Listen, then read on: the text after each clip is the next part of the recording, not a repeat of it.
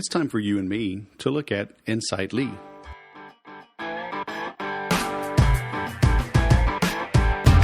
Hello, my friends, and welcome to the 224th episode of the Sales Podcast. I'm Wes Schaefer, the Sales Whisperer, your host. If you missed last week, go check out Winnie's Son. What a great story. She followed her parents' dreams for her, not her own. And then she found her own voice and her own way, and it's paying off big time. I think you will enjoy that episode. And how she has grown with a partner, how she found that partner, and what percentage of her time she spends promoting. You've heard me talk about this many times over these episodes. I brought it up with Michael Hyatt years ago, and you're going to see a similar trend. But I think you'll be pleasantly surprised and enlightened with her answer on how much time to spend promoting yourself. This week, I've got Mark Ripley. We'll talk about him in a little bit, but he's the VP of Sales at a CRM called Insightly. And I also interviewed some of his staff for an upcoming episode of the CRM Sushi podcast, which will be launching very soon. So stay tuned for that. I've got several in the can, as they say. But I'll be launching that, where we do a deep dive into technology. Most of it will be CRM companies, but we're going to look also at complementary technology, so tools that plug in or enhance your CRM. And I just see so much confusion in that space. I see so many new tools coming out all the time. People just don't know what the heck is out there. And I don't even know what's out there. It's hard to stay current with the number of things that keep being released. I use mostly HubSpot now. My website is hosted on there. I'm going to be making a lot of videos moving forward on HubSpot versus WordPress. It's a super powerful platform for blogging, for landing pages, for tracking your calls to action, for just regular landing pages. And the 24/7 support is just unbelievable. And I'm going to have some new bonuses and calls to action for you as well around that. But HubSpot is not right for everybody. Nothing is right for everybody. And so I want to help you find the right tool. Okay, it could be a $9 a month platform, could be free, right? HubSpot starts with a free CRM. So maybe that's what's right for you in the beginning. But I digress. But look for that coming out soon, the CRM Sushi podcast. And it's just, I'm a closet geek, and I'm coming out of the closet. So I'm going to be getting my geek on in 2017 and beyond. So buckle up. And then, I wanted to finish up as well with some notes from Robert Ringer's book, Winning Through Intimidation. I just interviewed yesterday a cool dude, Anthony Iannarino. He'll be coming up on episode 227. But he is an author. He's a sales trainer. He is an entrepreneur. He owns a family business as well in the staffing industry. Really good guy. I learned a lot with him. I brought this book up, Winning Through Intimidation. He's like, hey, man, I don't agree with that. You shouldn't have to be intimidate. And it was funny because we both agreed. And even in the book, Robert Ringer agrees. He doesn't run around bullying people, right? He's not making you an offer you can't refuse. Okay, he's not doing that. But Anthony agreed, and I agree with Robert, that you must negotiate from a position of strength. And I told Anthony, just looking at his website, he's a speaker, like I said, a trainer, an author. He has a very good-looking website, big picture of him on stage, and you can see the audience. It was kind of almost like a fish lens sort of picture. So it got a bigger angle, right, a wider angle. So you can see the people in the audience, and it's a theater seating, so it goes up. And I said, hey, that picture is intimidating. And he thought about it. He's like, yeah, I guess I can see your point. So somebody coming in from the outside and looking and thinking about hiring him.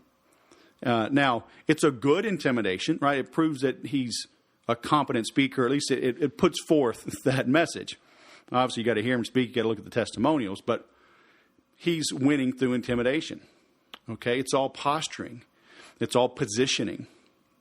And that's what I always strive to help you do, is to position yourself in such a way that you don't get any objections, or they're minimum, or you predict them ahead of time, you address them before they even arise, So the sale comes naturally and easily, okay? But we'll get into Anthony's in about 3 more episodes.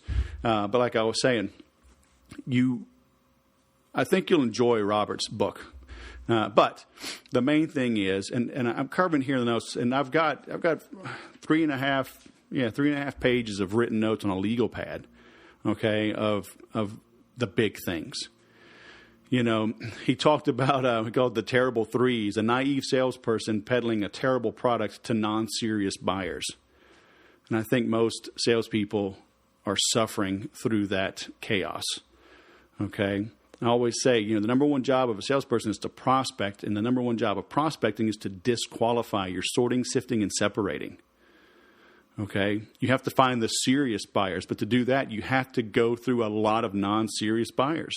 You got to kiss a lot of frogs to get to that buying prince, right? Like he says, to get to the truth, ask questions they don't expect and struggle to answer.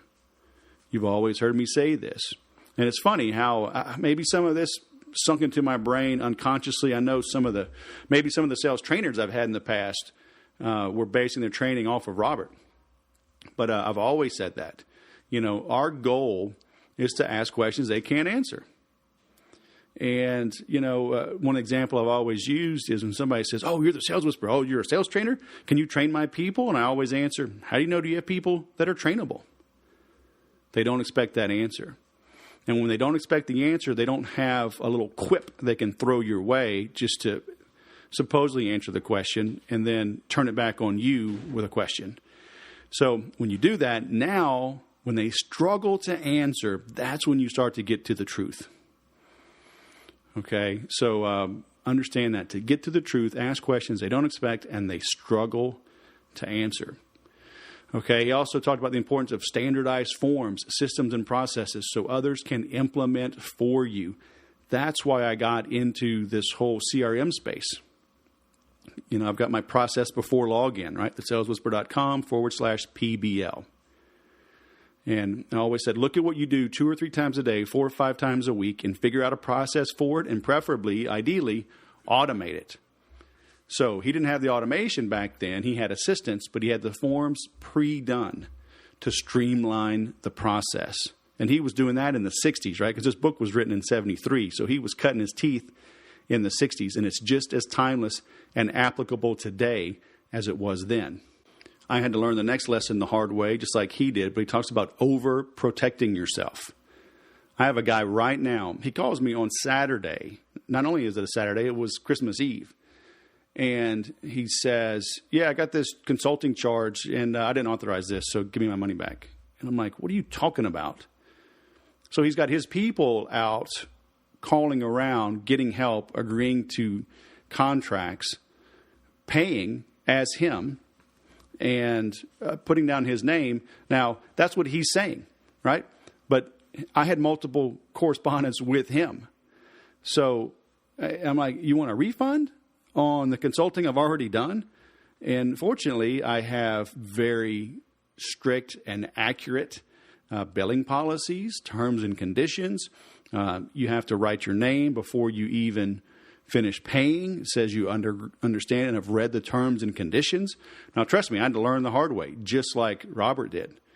But he was dealing with multi-million-dollar properties, 3, 4, 5, 6% commissions. So, in his book, he talks about making almost $900,000 in the first year that he got serious. But one of the things he did was to overprotect himself. Again, you're negotiating from a position of strength. Not every customer is out to get you, but those that are really are. So protect yourself. Time kills deals. Get the buyer and the seller together fast. Like he said, avoid the fiddle theory. Don't let people fiddle with the paperwork or the quote.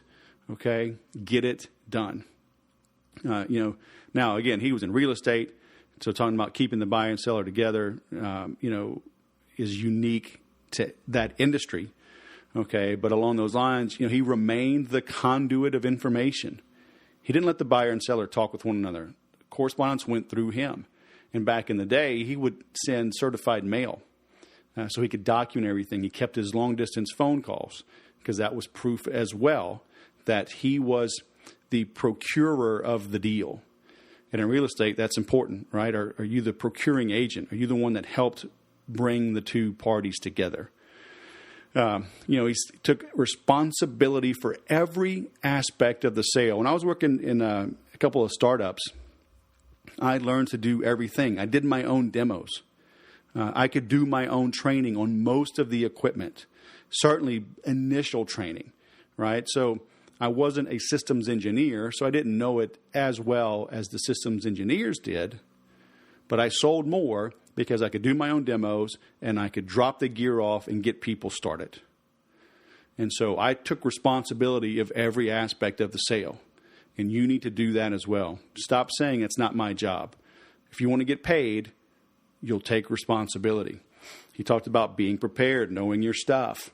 And it's so interesting how applicable it's timeless. Okay, I've been doing this for 21 years at least. And he was doing this in the 60s. Predict and remove objections before they happen. Again, you always hear me say that. That's what the pros do. Okay, he talked about the boy-girl theory. The bird in the hand is worth two in the bush, right? So understand, again, in real estate, he would help somebody sell some property, big commercial property. But as soon as that person got an offer, they were like, oh, well, looks like my property's in demand. Let me go get some more bids. And he's like, you can't let that happen. You have to understand the psychology of selling, what's going to go on in the buyer's mind, predict it ahead of time and address it ahead of time. Now you're talking about analyzing their objections and their objectives. Do you know both in a selling situation? Our job in sales is to resolve conflicts. And Anthony brought that up yesterday in our interview, so you'll hear him again in a few weeks. But he talked about the need to be comfortable in conflict. That's what we do in sales. Conflict will arise. It doesn't have to be major, but it will rise. In most deals, you have to address it. You got to understand where that's coming from. Okay? So resolve it. Take on every responsibility. Squash the fiddle farting around. Time kills deals. Be not tough nor humble. Be cool. I've always talked about this as well. You don't have to be all exciting. You don't have to be rah-rah. You don't have to be a cheerleader. You can be just this methodical, steady, easygoing. I always use the analogy of like an accountant. Calm and steady. Prospects will buy from you. Okay? They don't have to know and like you, but they do have to trust you. Knowing and liking helps. Trust is key. You build trust by being cool. Right? Not by rah-rah. He turned problems into points to be handled. And I wonder if Tom Hopkins read Robert Ringer. I bet he did. Tom Hopkins was really big on words.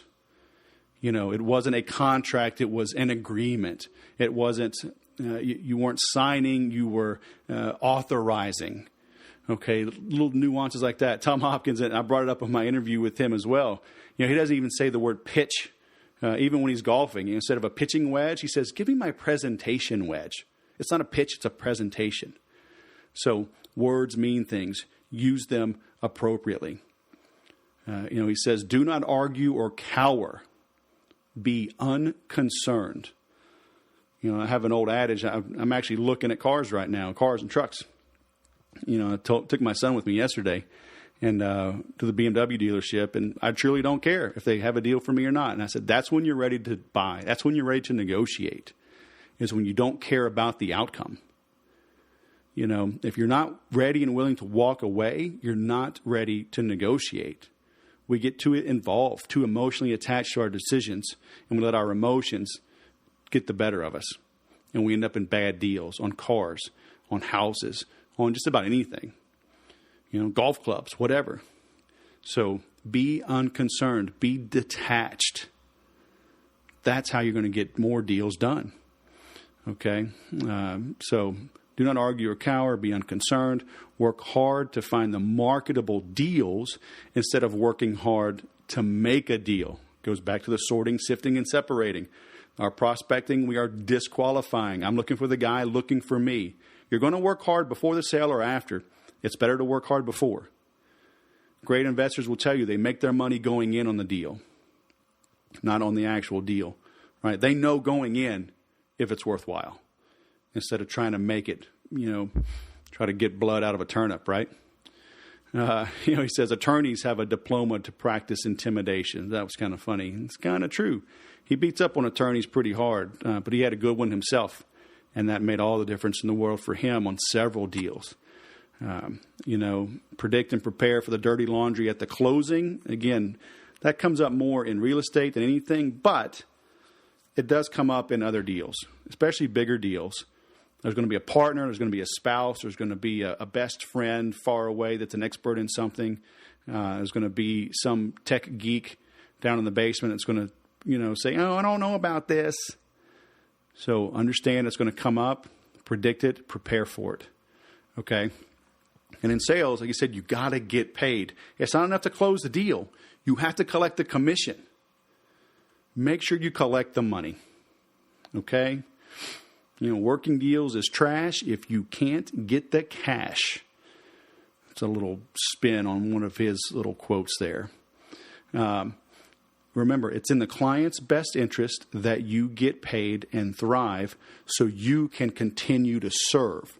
Now, the client may not recognize that. They may not admit it. They may not even understand it consciously, but subconsciously they do. So if you're bringing value, they understand. You've got to, you can't kill the golden goose. You in sales are the golden goose, bringing them opportunities, bringing them value. So you getting paid helps everyone. So embrace getting paid. Okay? When I talk about the 7 deadly sins of selling, one of those is getting comfortable with money, right? So the sin is we're uncomfortable with money. The cure is to be comfortable. Understand what money is and embrace it. Be comfortable with it. Okay? Along those lines, he talks about the best way to bluff is not to bluff. And he gave some examples. We just said, hey, folks, because, he's working these big deals, and they'd always say, hey, man, if you can just cut your commission a little, we can make this happen. He said, you know what? I have a signed commission agreement. And it looks like this deal won't work. That's okay. I have others. I'll get back to work tomorrow, and I'll find you some more deals. And he'd walk out. And then, the buyer and the seller, wait. That's when you need to be unconcerned, detached, unemotional. If you're not ready and willing to walk away, you're not ready and willing to deal.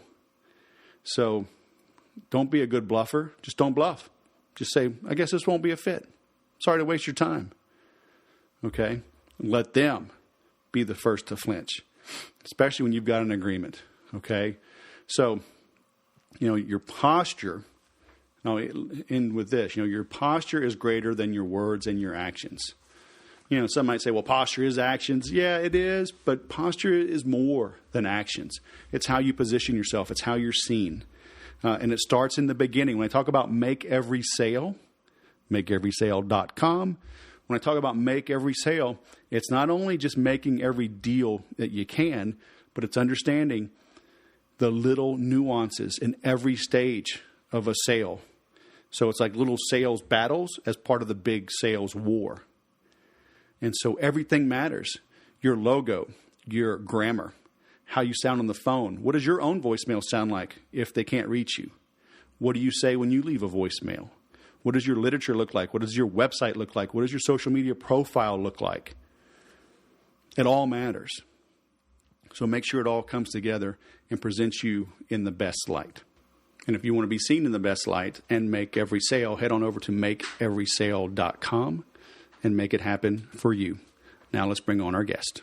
Mark Ripley, VP of Sales at Insightly, all the way from the Bay Area, man. Welcome to the Sales Podcast. How the heck are you? Fantastic. Thanks for having me, Wes. Man, so thanks for jumping on Skype with me, figuring this stuff out. And I'm kind of excited as well. Got some folks on your team are going to be on one of the early episodes of the CRM Sushi podcast. I haven't even mentioned that to the public yet. So you're helping me get that word out. But all right. But today, right now, it's all about you, man. Would you mind take a minute or two, tell our guests a little bit more about you, and then we'll dive down the rabbit hole? Sure, absolutely. Born and raised in San Diego, so for all the surfers out there. But I've been doing technology and selling technology for the better part of 16 or 18 years now, and have skinned my knee and broken my toe many times in terms of doing things the wrong way or maybe the less optimal way. But I've also had a lot of success at building and scaling sales teams. Most of my experience has been specifically in the software and technology space. And so, happy to talk about some of my thoughts and have a good dialogue today on the show. So how long have you been in a leadership or executive role? So you've been in sales 16, 18 years. I mean, have you been in an executive role like half of that, or is it relatively new? Yeah, so I certainly got my roots in selling as an AE within various software companies. So from the ground up, and done it in various different capacities, everything from very small business to medium to enterprise. And then in terms of leadership, probably the last 5 or 6 years, give or take, maybe 7 years, managing and then leading and then scaling teams. So what are you seeing right now? I guess one thing we can kind of pick on, for lack of a better word, are millennials. Are these folks, are they good workers? I mean, tell us the truth. Look, I really have a hard line around generalizing, right? Because, this is the political answer, but it's true, right? I have younger folks out there in the quote-unquote millennial generation that work their tails off and that crush it and are some of the most talented people that I've ever met. So eyes wide open, you never know. I hear you. That's a fair, and I'll kind of let you off on that one. Just seeing how you react. Okay. I'll give you one interesting thing that we started doing recently with millennials, right? And, to generalize, they typically have shorter attention spans, and they're looking to show progression in much shorter time frames, right, than folks that have been around a little longer. So one interesting puzzle that I've been trying to unlock is, okay, we can't promote everyone every single year, every 6 months, right? So the question becomes, how can you show career progression along the way without necessarily promoting folks? There's some neat ways you can do that, right? So we found some early success in defining milestones and making these milestones very crisp and clear in terms of what they need to do to accomplish and make it to the next milestone, quote unquote. Okay. And that milestone may not be a title, right? It may not be a title. It may be something internal. Maybe you come up with a series of, use the karate analogy or the Six Sigma analogy, where you have different belts along the way. Sure. So it gives them a clear sense of progression and satisfies that desire, but keeps the business humming as well. Can you share any examples? I mean, do you have anything that's not like top secret? Yeah, absolutely. So a common objective, right, of an AE. So let's say it's someone that just graduated from SDR. Now we put them in a closing role, and they come out. So what's for our listeners? What's an SDR? Sales development rep. Okay. So an SDR is someone that typically qualifies opportunities and inspires opportunities, and then hands that opportunity off to someone that will work a cycle and close that. So it's typically a more junior role. Sure. So they graduate to an account executive, their first time carrying a bag with a quota, and out of the gates, first 6 months, first year, they're doing really well, right? And so, of course, if they're quote unquote a traditional millennial mindset, they're looking to get promoted, right? They want to get promoted to the next line size up. Maybe it's mid-market, or maybe they want to be a team lead, or maybe they think they're ready for management, right? They're just really ambitious that way. But the reality of it is that they're not quite ready for those jumps. But how can we satiate that desire to show accomplishment, show progression without, perhaps a quote-unquote title change? And so we'll do things like weave them into, okay, if you can test out, there's typically a handful of steps that we'll put in place. One of them might be like master the demo, right? And not just demo the tool, but really understand how to master and tailor a demo to a customer's needs, right? And that's a really high-level skill.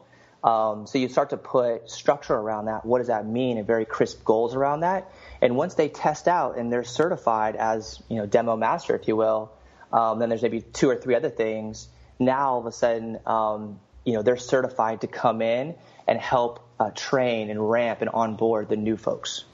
Now, do you give them a pay raise with that? Not usually. Not okay. usually. Yep. Usually pay raises are aligned with role, title, increase in responsibility. Right. But have you found it to be more like bragging rights and they rise to the occasion? Absolutely. Absolutely. Sure. Think about millennials. Again, generalizing is typically they're very competitive. So let's harness that. Yeah. Well, I think any good salesperson is aggressive. I don't think that's just limited to millennials. Fair enough. Yeah, I would agree. It's something that reminded me of, and I tell my clients this all the time in consulting is, look at network marketing. All of those companies, go back to whatever, Amway, all the way to whatever's hot today. They all have like 17 levels. Right. Oh, you're a silver, gold, platinum, ruby, diamond, ruby, triple black, gold, diamond, ruby, quadruple, super duper, gold, rainbow, platinum, titanium, carbon fiber, ruby, Totally. And it's because people like progression. They like the accolades, right? Because typically in business, we don't get those. It's just like, hey, you made a sale? Great. Isn't that your job? And guess what? It's now the first. You're back at zero. Go sell something. Yep. And so to have those type of accolades, I think that's really smart. And I think it's just human nature, not just millennials. Yep. Fair enough. Well, that's cool stuff. I mean, how big is your team now? So we're 20 strong, and 20 sales, or in the whole company? So the company, we're at 85 employees. Okay. And then within the sales organization, all in, we're at 20. So that's all the roles, all in. Right. Cool. Yep. And then how do you find good people? Because I know I struggle with this personally. I know my clients do. People are always asking me. I mean, just last week, a guy messaged me on Facebook. Hey, how do I get a commission-only salesperson? I'm like, pray. I don't know. I mean, good luck. Yeah. I mean, now you're a little bigger company, maybe a little better funding than some of the smaller companies I work with. But I mean, have you found some common themes and processes that businesses, small to mid-market, even maybe a solopreneur trying to bring on somebody, are there some common things they should look for or ways to bring on a good salesperson? Yeah, okay. This is perhaps the most important or one of the most important questions, right? Because, my number one priority is always and always will be people, right? Finding world-class, amazing talent and putting them in the right roles, and then showering them with enablement and watching them just take off and aspire their career, their career goals. So it's a really good question. Okay, so this is how I look at it. A couple things, right? One is, for me, I always have the most success when I understand my vision. I understand where I want to go and tactically where this person is going to fit in. This is going to enable me, once I'm able to connect with these folks, to truly understand how their skills specifically and their background, right, genuinely, sincerely fit exactly what I'm looking for and can help us, right, pop the clutch and take this to the next level. So it starts with understanding exactly what you're looking for, skills-wise, and exactly your vision for where you want to go. That enables you, once you have the conversation and you're connected with these people, to inspire them to come on board and then grow. When you're talking with folks and you're evaluating talent, okay, so everyone has a different formula. For me, I'll give you my secret here. So I'm looking for things that I can't train. Right, I'm looking for characteristics that either people have or they don't, right?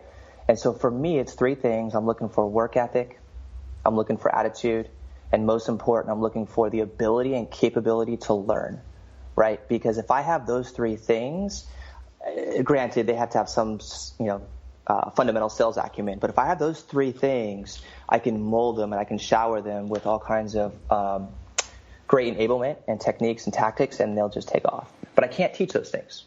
You either have them or you don't. So when I'm talking to people, that's what I'm focused on.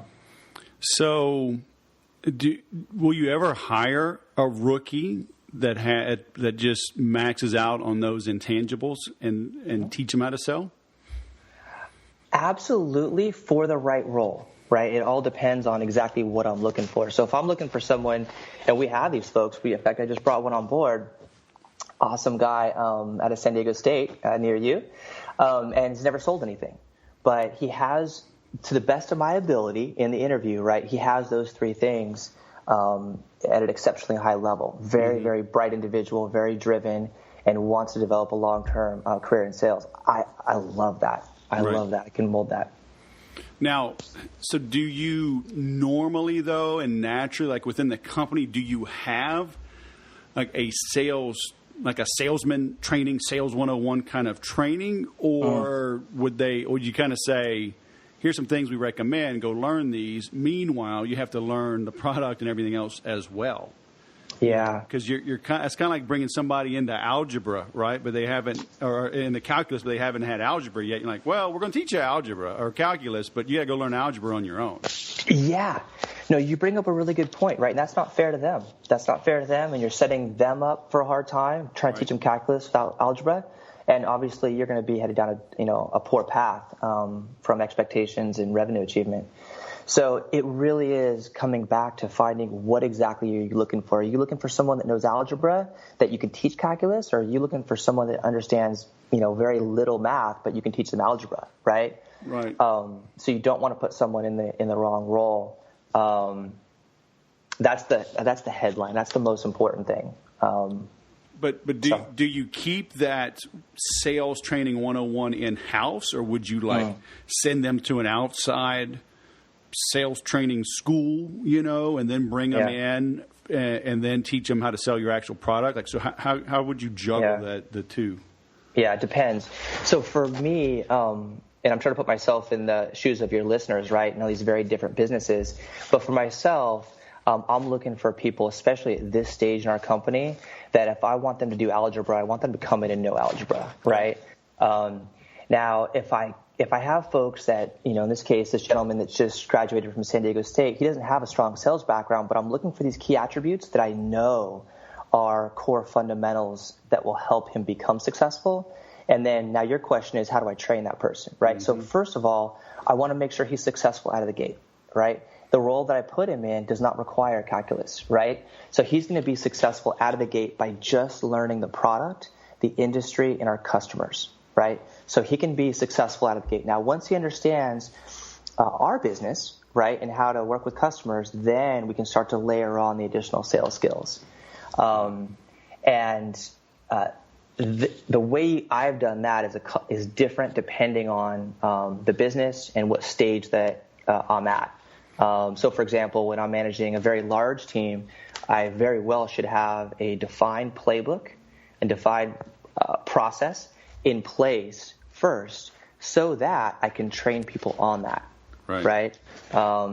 It would be like the equivalent of maybe using your math example, trying to teach someone algebra without a book. It's all whiteboards, but there's nothing really tangible you can go home and practice. Right. So you need that playbook and that process. And again, that comes back to knowing your business so that you can train people on it.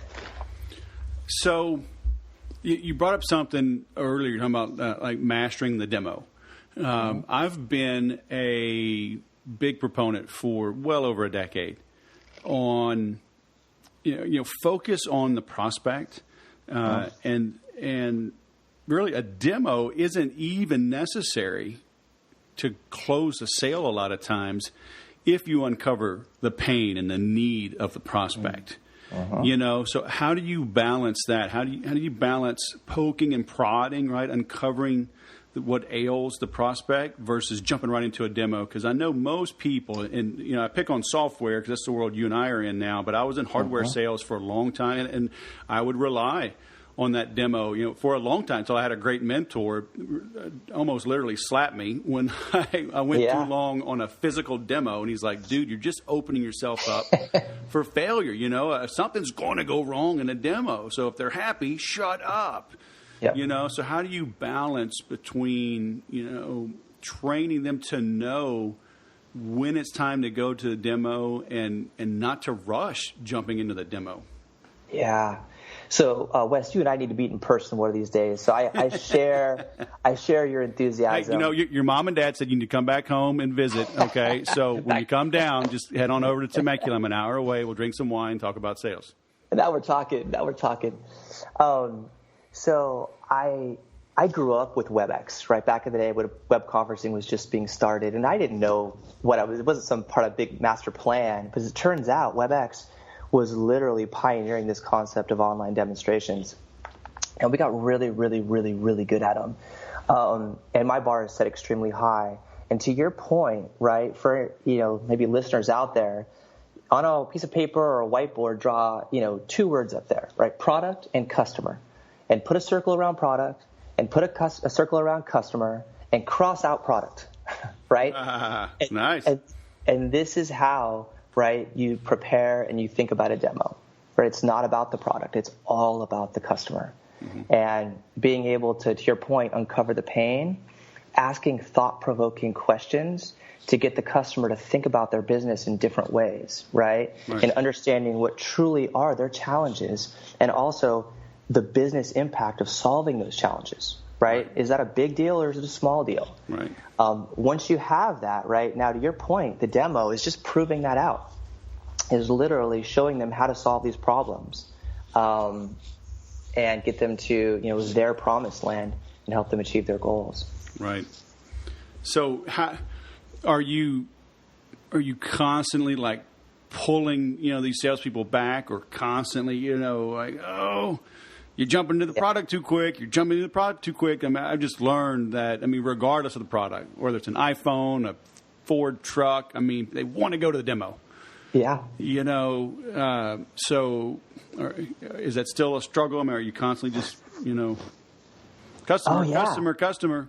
I think I'd almost put a prize in there, like who can make a sale without demoing the software. I'd give them a 2x bonus. Right. Because that's like ideal. It really is. And when our sales folks do that, right, it is a bit of a bragging thing because they're so focused on the customer, they can do it that way. I don't preach that as part of the process because at the end of the day, we live in a product-first world. So, customers a lot of times want to see it. Mm-hmm. But you're right, though. And it shouldn't be something as a leader of a business or a sales leader that frustrates you. It's a very natural part of the rhythm as especially newer sales folks come online and start to grow. Their natural inclination is to lean on the product because they know it so well, right? So it's a natural part of the evolution as someone masters this art and science of selling. But you're exactly right. It's got to come back to the customer. I'll tell you a quick story.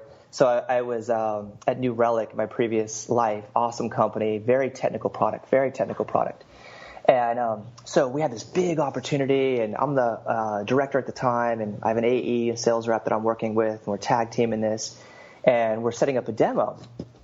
And so we get the top sales engineer. Sales engineer in our software world is someone that's technically affluent, and we'll do the demos for these really technical demos. And so we have this whole demo mapped out, right? We have all these things we want to show, and here's why, and we have the customer's goals and pain. The whole thing, it's a masterpiece, right? And we get in front of the SE and we're collaborating. He's like, so I was like, okay, do you need an hour and a half or is an hour enough? And we have a lot to cover. And he said, we won't need more than 40 minutes. And I was blown away. I'm like, but look at all this stuff. And sure enough, he got in there and he was a veteran of New Relic. His name is AB. He's out there. And he did one of the most beautiful demos I've ever seen in 40 minutes and covered all this stuff, but in a very simplistic way. Mm-hmm. And we, of course, won the deal. And it was just a really powerful lesson that less is so much more. Yep. Focus on the customer, not the product. Yeah, it'll just hurt people's heads. Yeah. So if people aren't familiar with Insightly, can you give us a quick little thumbnail sketch of what that is? Yeah, absolutely. So big headline, we are a CRM tool. We've been around 5 years, and we have well over 20,000 paying customers around the world, and we have well over 1 million users. So I came on about 7 months ago to build out the sales organization, but this company has just built this really wonderful, beautiful product designed to date for kind of the small and medium-sized businesses. that customers just love. So they sign up for a trial and, well over 1,000 every month, put their credit card in and start paying us because they just really fall in love with the tool. Yeah. So it's a testament to really how wonderful the tool is, but it's really built around simplicity, and kind of our North Star is around customer adoption. We want customers to use the tool and fall in love with it and be really, really successful with it. Right. So, that's kind of the history of it. So I wanted to bring that up so we can tie in, some of the discussions we're having. So, like in your situation, I mean, how many people can a customer sign up and get started without speaking to a salesperson? Absolutely. Yeah, that's the foundation this business was built on. Yep. Now, but is that the goal? I mean, they brought you on, and you're expanding the sales team. So obviously, people will always have questions, right? And want to speak to a human being. So, kind of tongue-in-cheek question, right? Like, is sales dead, right? Is there still a need for a human being to help make a sale? Yeah. So I would argue absolutely. The answer to that question depends on what you're selling and what your model is, right? So specifically to CRM, it houses customer data, right? Which is, besides employee data, right, is the most important, valuable data that a company has, and typically touches multiple people, right? It touches the sales folks, it touches the post-sales folks, touches marketing, leadership, right, support. So it ends up being just a really important tool. So for us, the reason that we're building a sales team is for the more mid-market organizations. So call it 50 employees, a couple hundred employees. These folks typically need and desire, they're thirsty for someone to work with to help guide them in terms of best practices in using a tool like CRM to help them grow their business and achieve their goals. Mm-hmm. Now, I know some people that they'll push back and say, oh, well, look at your software is simple, it's focused, there's a $0 or $12 packages, so it's really small, no big deal. But on the flip side, it's a muddy, highly competitive space, right? And y'all are growing despite being in a very crowded space. I mean, it's the whole reason I'm starting the CRM Sushi podcast is because literally every day somebody will ask me, well, have you heard about this one? I'm like, no, I haven't. I mean, every day somebody's rolling out some CRM, email, autoresponder, marketing automation, e-commerce platform. I'm like, oh my gosh, I'd hate to be a new consumer today because it would be overwhelming to pick. So how are y'all fighting the complexity, the too many choices, and you're still able to grow? Now as you paint the picture like that, I get why you're calling it CRM Sushi, right? Yeah. There's so many different roles and different things. You're always coming out with new roles, and it's a great analogy. So I saw a slide the other day that said there's well over 200 quote-unquote CRM tools out there, and that's up from, I think, 50 just 2 or 3 years ago. So to your point, that's it is probably muddy. Major CRMs. I literally I don't know. I bet there's thousands. There's so many things out there. Yeah, you're right. And anyway, so you're absolutely right. It's got to be confusing to businesses that looking for some guidance. One of the things that we hear a lot is, I know I need a CRM, but I don't know where to start. Mm-hmm. How should I look at this problem? Right. And what's the right one for my company? Right. And anyway, so what you're doing makes a lot of sense. And it's certainly something that we work through and that we deal with, and it's a big umbrella thing that we work on here constantly in terms of how to cut through the clutter. So for us, it starts with understanding our strengths and what we do exceptionally well. Okay. As it turns out, what Insightly does exceptionally well is we help companies that have deep relationships with their customers in really powerful ways.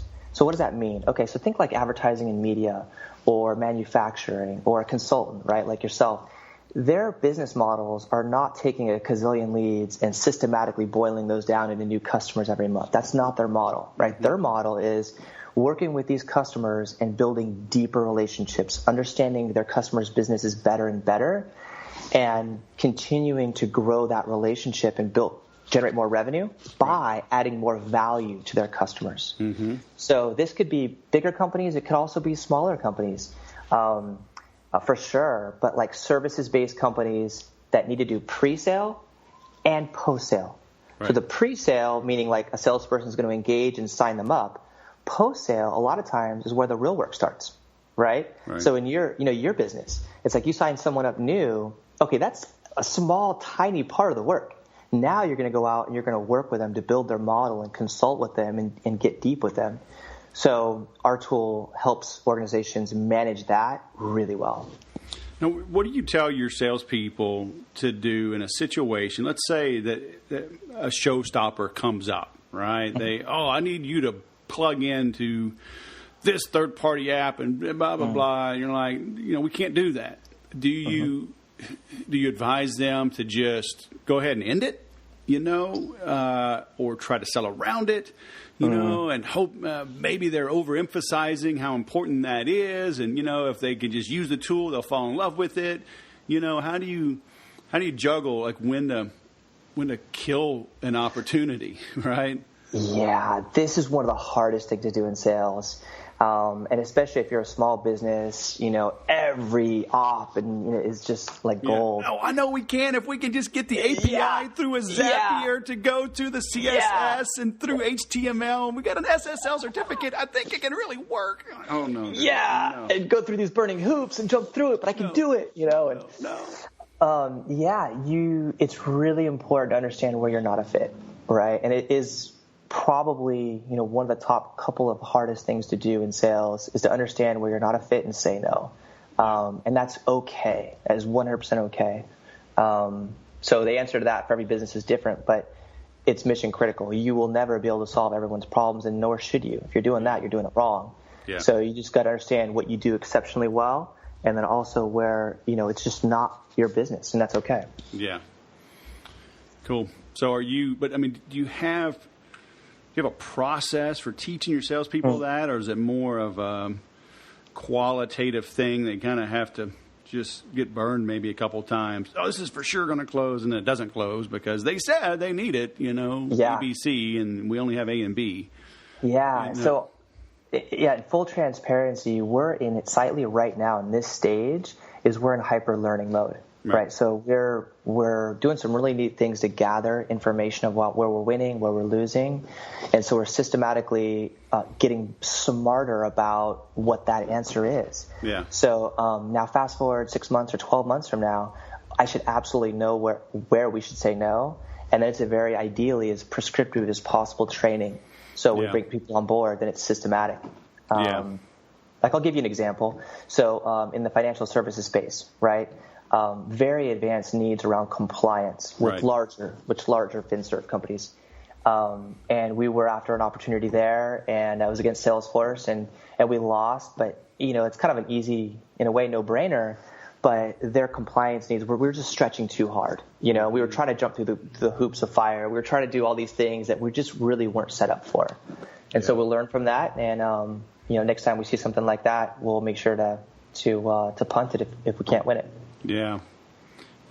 This probably goes out of scope in your purview. You probably give some pushback, I'd imagine. But, how does a company like Insightly, and it's almost every company grapples with this, but how do you decide, what to focus on and what to just, say no to, right, as far as, development? Because your company is still a little bit newer. But I'm sure you're getting pushback. Hey, we need more emails. We need to add a shopping cart or at least take order forms. How do y'all prioritize? No, these are, what we do. We're going to be the best in these 5 areas, and maybe add 1 area a year, but, how do you decide, no, I'm going to be a knife and that's it versus I'm going to be a Swiss Army knife, and include a corkscrew? Yeah, yeah. So I think what you're asking is more from like a product and product marketing positioning in the marketplace and how we're defining ourselves. Or even development, right? But that's why I said, I know it's a little bit out of your purview, but I'm sure in sales, if something gets asked for, 87 times in a week, you're probably knocking on the product development team like, maybe, can we get this? Maybe, like, put it on the roadmap? Or is it like, no, like, we're not going to do that. Like, do you just put your foot down and say, no, we're a knife, that we're not a spork? We're a knife. We're like, okay, it's time to be a Swiss Army knife. How do you juggle that? Okay, so one of the most dangerous, so I'll speak specifically for software, but there's probably good applications for your listeners in different industries. One of the most dangerous things that you can do in software is develop features for like one very specific large opportunity, right? And then there's another big business that wants this splurk, and then we'd go and spend all of our precious energy and resources on developing that. But the reality of it is we're taking our eye off the market. Yep.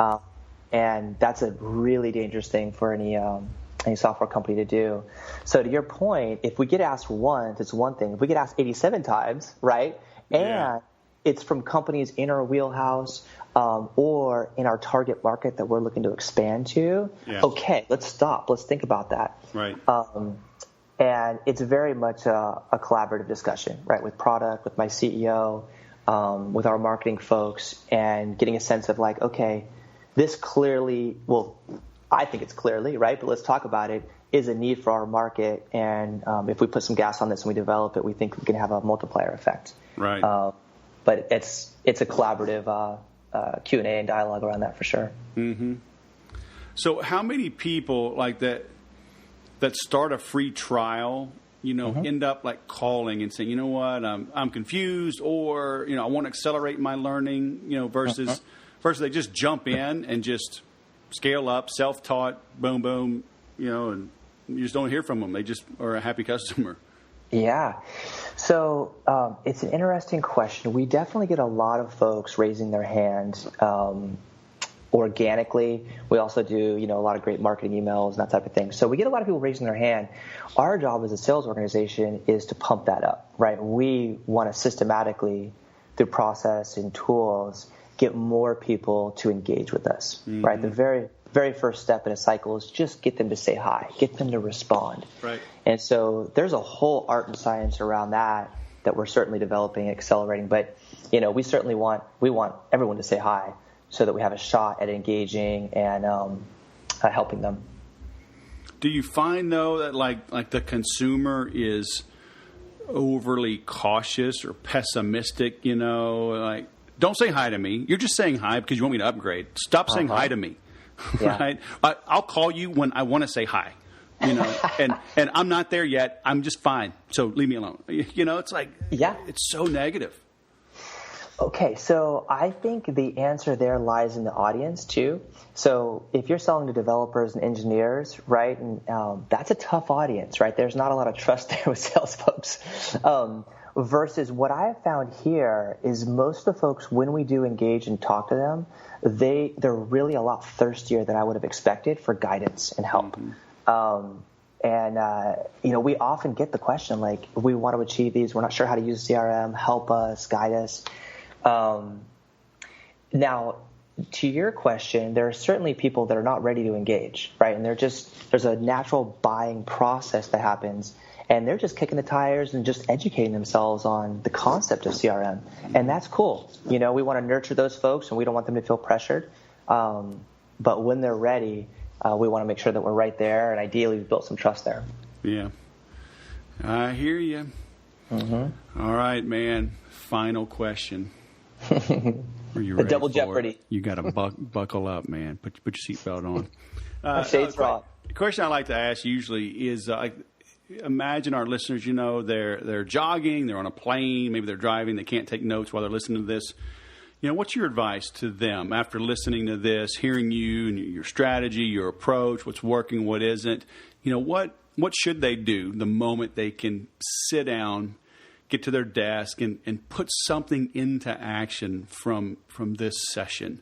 What would that be for them to go grow their sales? Okay. Number one is my North Star is always the customer, right? So understanding your customer, and that might sound obvious, oh, I know my customer, but really understanding your customer, the buying journey they go down, and in a lot of cases, the post-buying journey, right? What does that relationship look like? And really forcing yourself to formulate all the thoughts and brainstorm on that, right? Right. And then from that, once you do that, and usually it's a really insightful exercise, then ask yourself, what are the top 3 things that I wish I had, right? What are the top 3 things that I wish I had that could help me grow my business? And that will start you heading down the path of whether if it is a salesperson or you want to grow a sales team or whatever that looks like. It'll start to give you a foundation, hopefully, that you can achieve those 3 things. Okay, so tell me this again. So the buying journey, I understand. Understanding the buyer, getting in their head, like building a persona, right? So you can really, who they are, what their demographics, their job title, their income, family, everything. And so you're saying, okay, once you're clear on that, then you want to identify maybe something that you're lacking in your own business. Like, what are the 3 things I need to be able to reach and fulfill the needs of that ideal buyer? Yeah. Okay. So the things that you mentioned before are really good, right? All the demographic stuff. But what I would encourage everyone to do is take it to the next level, right? So what does a buyer care about when they're looking and evaluating your service and perhaps other services, right? And what are the steps they go through? First, they do this. Then they're going to look at these reviews. Then they're going to explore maybe your tool. Maybe they're going to call a reference or something. Who knows? But understand what that buying process looks like. And then they're going to want to evaluate it for a couple weeks or whatever. And then what's the post-sale customer experience like? So now your customer signs on with you. This is the part I think most companies kind of don't pay as much attention to. What happens then, right? Now your customer is going through risk and they have cold feet. They just signed on and they're asking themselves, is this going to work, right? Are people going to use my tool? Am I going to be able to achieve my goals? So you as a business, I'm just giving you examples, right? So as a business, now you want to think, okay, my customer's going through these emotions in this process.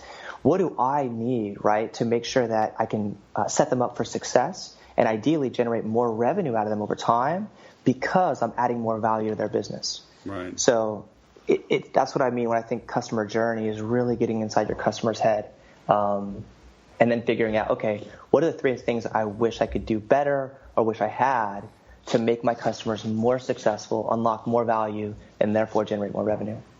Yeah, it's the old David Ogilvy, right? Enter the conversation going on in the mind of the prospect. I've never heard that. Okay, it sounds cool, though. There you go. That's it. Old school, baby. Yeah. Humans never change, man.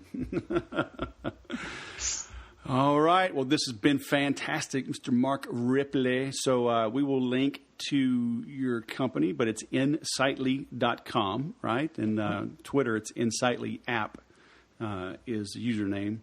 But thanks for coming on the Sales Podcast, sharing your words of wisdom. Wes, really appreciate it. Thanks for having me, and I hope this helps your audience. All right, man. Have a great day. Cheers. Take care. Well, if you're looking to hire millennials, I know you got something out of this. I loved his pointers there on implementing milestones. How can you help them show progression without promoting them, right? These Six Sigma belts and getting demo certified, things like that. It does add up. It is important. It's why network marketing companies work, is because they get recognition. Human beings crave recognition. So what are you doing to make your people feel valuable? It helps them. It helps you. It helps the company. So go back and listen to that again if you're in the position of needing to hire people, and we all are, right? And millennials are a bigger number than the baby boomers. So they're here to stay, right? And there's a bunch of them. So understanding how to interact with that generation is so important. He talked about, his number one priority is finding amazing talent, putting them in the right roles, and enabling them. You've heard me say over and over again, the number one job of a salesperson is to prospect. The number one job of a sales manager is to recruit. just like a football team, right, or sports team. You know, Nick Saban's a great coach. He knows he only has a player for 5 years if all goes well. If they don't get injured, if they're not a superstar and go early in the draft. So realistically, he has these kids 3 to 4 years. So he has to always be bringing in new talent. You need to do the same in your company. It doesn't mean you're always hiring, but you're always recruiting. And when you find that superstar, you can make room for them. Okay? I love what he said there about he has success when he has a vision and knows where his new hire fits in tactically. And then the smart ones give those good ones who fit in tactically access to the Make Every Sale program. Oh, yeah, baby. It's not enough to have good people. You got to give them the right tools. As my dad always says, working in construction and big industrial commercial projects, somebody comes to him and they want to be hired as a journeyman instead of an apprentice. He says, show me your tools. And he says, running crews of 600-700 men and women, he knows the experts, he knows the pros by their tools. Your tool is the Make Every Sale program. So check it out, makeeverysale.com. Thanks for listening. Please be sure to leave a comment, share this, subscribe on iTunes so I know that you're out there. It helps this podcast go far and wide. The more that listen, the more that buy, the more I can give. All right? So thanks for listening.